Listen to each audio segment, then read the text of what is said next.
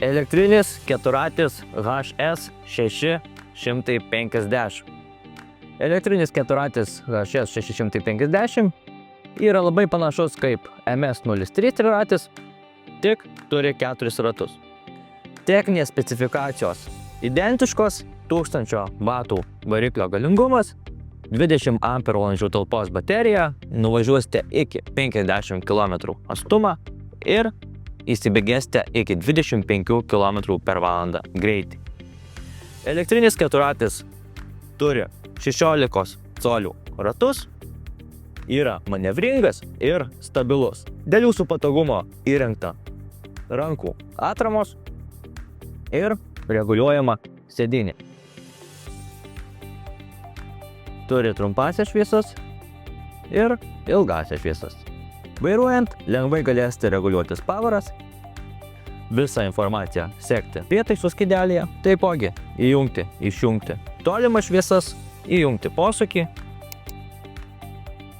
ir garso signalą. Keturatis turi galinės eigos pavarą, įspaudus R raidę važiuosite atbulinę eigą.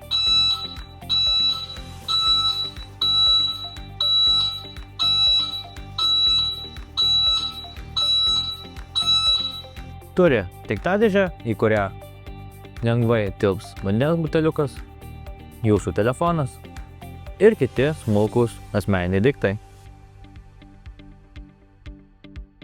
Šis elektrinis keturatis išsiskiria tuo, jog turi pailgą LED šviesą. Talpi galinė daiktadėžė.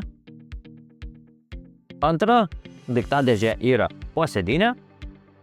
Joje rasime veidrodėlių dėžutę, instrukcija su signalizacijos pultelis, pakrovėjas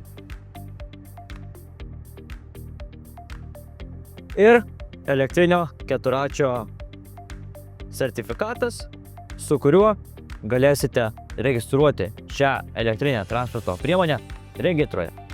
Užregistravus šią elektrinę transporto priemonę regitroje galima gauti iki 1000 eurų AFVA paramą pridavus taršų automobilį.